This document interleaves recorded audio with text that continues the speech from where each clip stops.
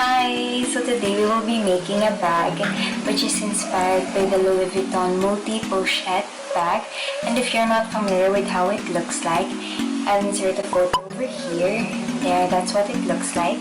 And it actually costs around $2,000, actually more than $2,000. So kung i-convert mo, it's more than 100,000 pesos and hindi ko yun afford. So I have tried to make one which actually cost a lot cheaper as compared to that. But syempre hindi siya mukhang Louis Vuitton talaga, but it still serves the same purpose, so it's fine. And so if you're interested to make one as well for yourselves, or maybe you just want to see the process on how I made the bag, then just keep on watching.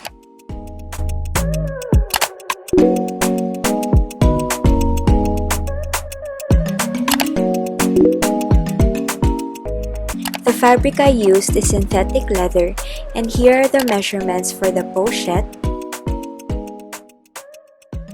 mini pochette, and coin purse. You will also need puncher, scissors, fabric glue, eyelets, magnetic snaps or zipper, chains for the mini pochette, hook for the coin purse, and the strap for the pochette.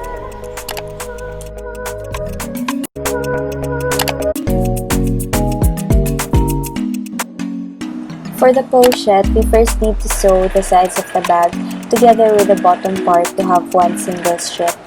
Then, sew it one section at a time on the front side of the bag.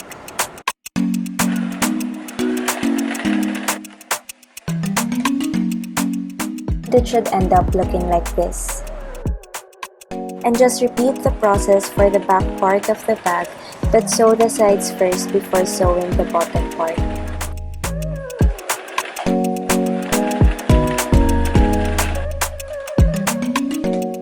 Here's what it looks like inside out, and here's what it looks like when you flip it.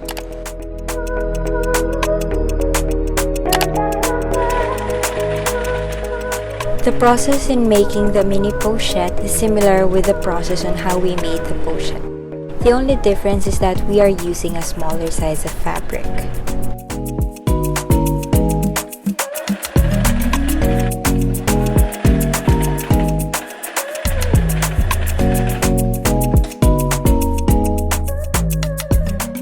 Here's what it looks like inside out, and here's what it looks like when you flip it.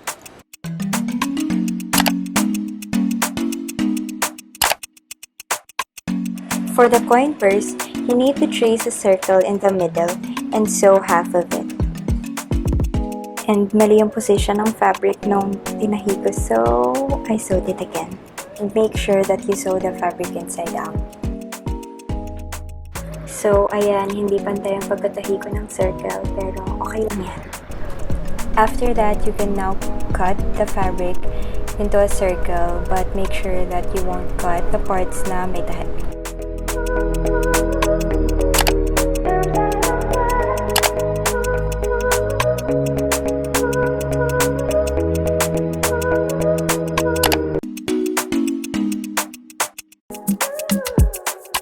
We need to hand sew the corners of the pochette para mag-square yung sides niya.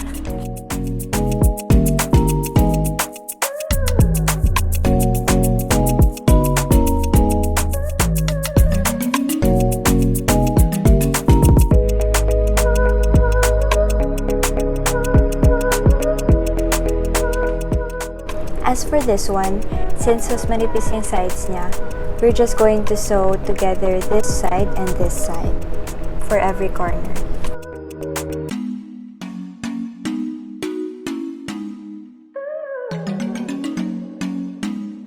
And be careful sa pagtatahi, dahan-dahan lang kasi medyo matigas yung fabric, baka masugatan din kayo.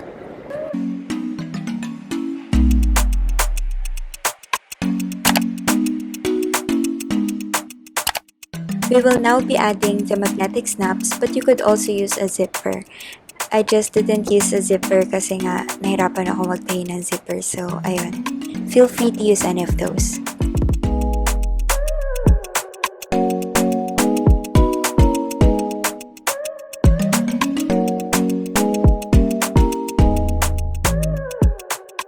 So, since kita yan, tatakpan natin yan. Pero yung sa back part, hindi na since di naman niya makikita. So, I'll cover it with this one and stick it using fabric glue. To attach a strap, punch a hole on both sides of the pochettes and I added eyelets para hindi ma-stretch yung butas.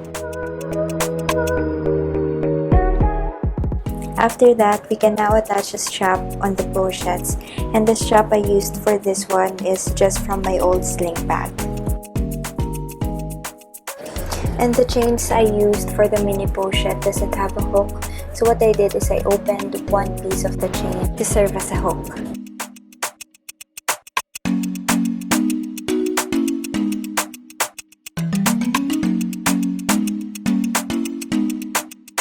For the coin purse, I'll be using the hook from this broken strap. So earlier, we did not attach a magnetic snap dun sa coin purse kasi nga isasabay natin siya dito sa paglagay ng hook. So ayan. And I'll also cover this part with a small piece of fabric and cut the upper part into a curve.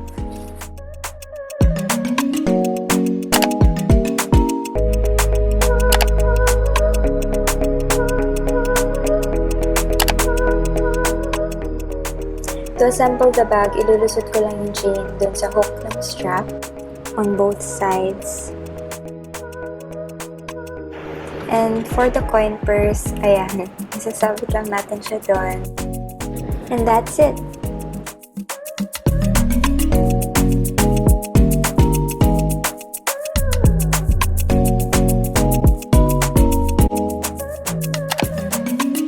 And that's it for today's video. Hope you all enjoyed and learned something from it. Bye!